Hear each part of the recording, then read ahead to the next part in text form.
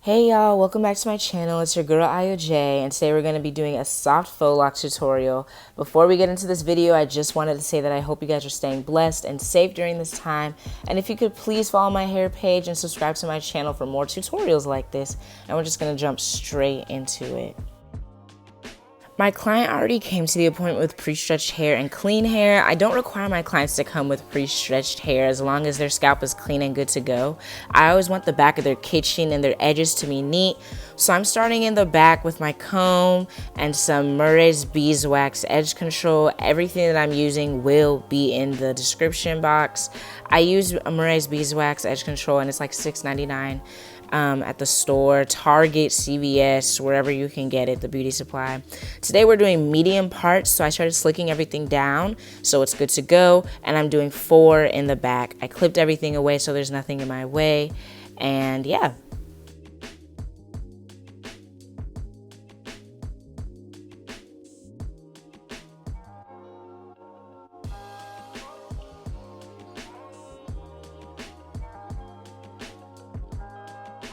Everything is squared away now for the first part. So right here, I'm just putting extra beeswax, and in order to achieve the crocheted locks, you have to braid the piece that is parted away. So I'm just braiding it down, not too tight, but secure. This part right here, I'm gonna braid it down all the way. I did it halfway at first, but eventually I do it all the way. And my arm gets in the way a little bit, but I make my second part after this, and I'm just gonna braid the hair all the way down again for both braids.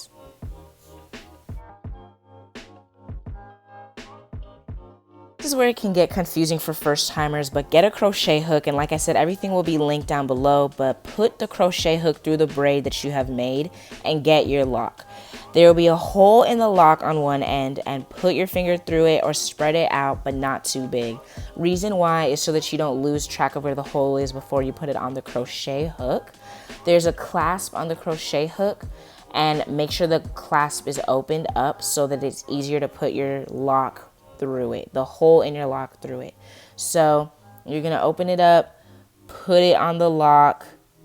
I struggled a bit, so I had to open it up again, but I'm just showing you the clasp one more time. But because I struggled, I'm gonna do it again so that y'all see. So I opened up the hole again, put my finger through it so I don't lose track, and I place it on the open part of the crochet hook, and I close the clasp right there. I pull it through as much as I can, not too small, but not too big. I put my finger in it again, this time too. And what you're just gonna do is get your natural hair, the part where you braided, not the lock, and just pull it through. I'm gonna show it again so that y'all know exactly what I mean, but pull it through and pull it all the way as tight as you can. I'm getting my beeswax again and slicking everything down and braiding everything down again so that it's all secure on her head.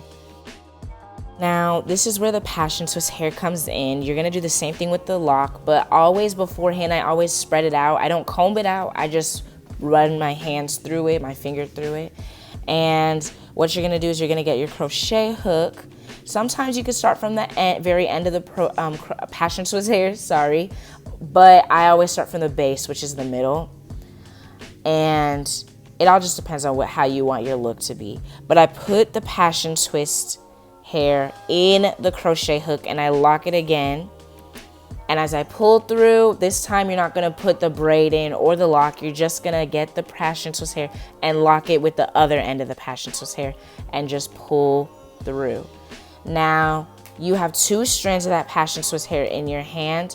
One strand collected with the lock and the braided hair, and the other strand you're going to be wrapping it around, and wrap it around securely so that it doesn't show any piece of the braid or show any piece of any excess anyways.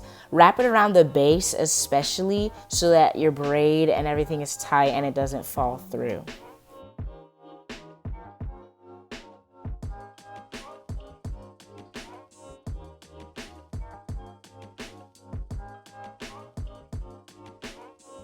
Now, like I said, as you start from the base, it should look like that at the top. It's going to be a little bulky, but not that much. And you're just going to wrap and pull. As you're wrapping, you're pulling. As you're wrapping, you're pulling.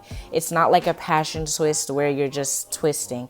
You're pulling it so that it creates that lock effect, and making sure that there's no sign of natural hair poking out. And you keep wrapping until your natural hair is not seen at all. This is an example right here of how you want it to look. I know from the back it may look like it's passion twist and rough, but this is just how my client wanted it to look.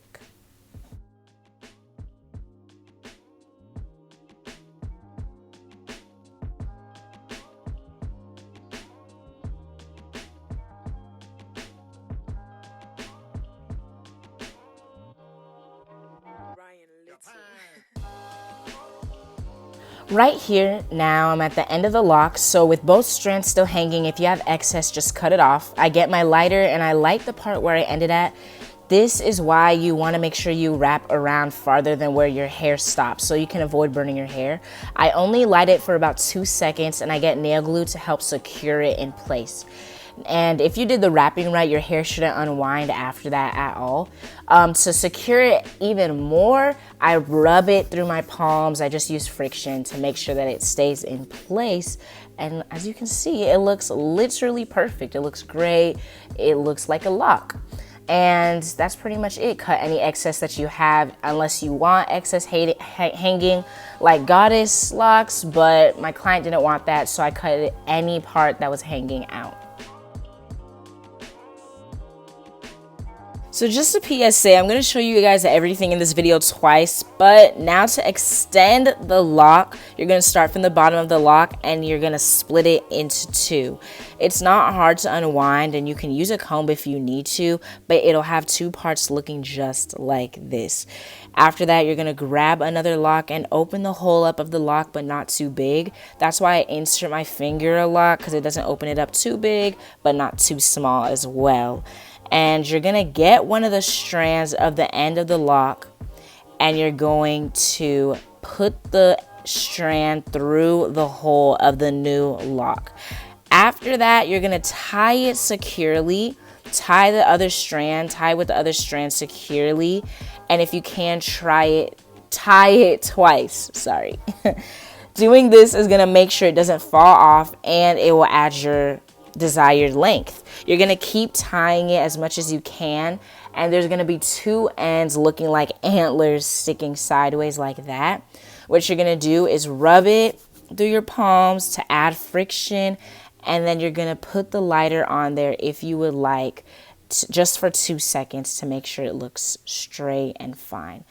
Also, you can add nail glue if you need to, but after the rubbing and after the lighter, it should be fine. I'm going to put everything in the description box, but I do use the Youngtger brand Nu Locs, and I use the Made Hair Passion Twist hair. I don't have a preference for Passion Twist hair as long as it's water wave. I use free trust all the time. I also use Bobbi Boss Nu Locs, but they're always sold out, so a great dupe is Youngtger hair. Right here, I'm just showing you guys again how to crochet it. I already put the lock in, and once you put the lock in, you just pull the braid and pull the lock as well. Then I'm putting the crochet hook in one more time, and I'm putting the passion twist right on top of it. It doesn't always have to be rough before you put it in, but I close the clasp, pull it through, it makes a loop. I hold that, and I put the passion twist hair right through the hoop. And I pull both, and after that, I leave one strand hanging next to the lock and the braid, and the other strand that's hanging, I use it to wrap around the root twice, and then I wrap around the rest of the hair. Pull and wrap, so it's secure and tight and has that lock type of look.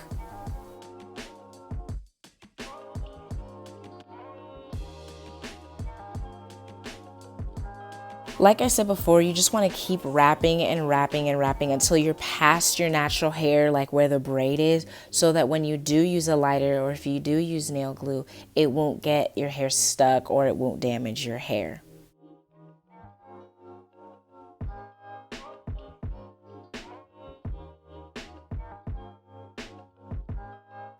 And now as we're coming to an end, I'm just going to light that last tiny piece, and I'm gonna cut any excess if I have any and use nail glue to wrap everything around.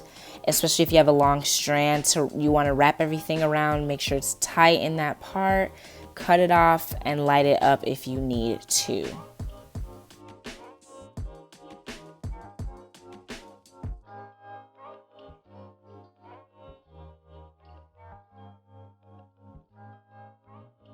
So now that we're all done, I'm just going to show you guys how to extend the lock. In the beginning, I kind of messed up, but you're going to separate this end into 2 pieces and make sure that it's not too high up that you're separating it, and make sure that the hole of the new lock is not too big as well.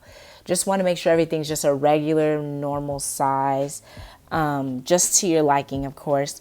So you're going to insert that 1 strand into the new lock. And I struggled a bit here. I had to do it twice. You know, not everybody's perfect at everything. So I tried it again until I got the desired look for what I wanted.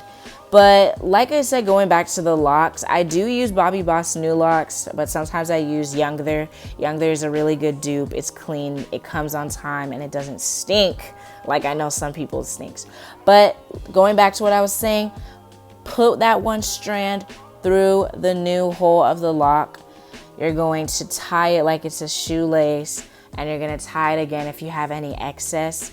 By the time you're done tying, it'll have 2 strands sticking out looking like antlers. And what you're going to do is you could either wrap that around upwards. You could either wrap 1 strand around like I'm doing upwards and then get nail glue and secure it and then rub it through your palms. Or you can do the technique I used before earlier in the video, which is just rubbing it through your palms, lighting it up, and nail glue.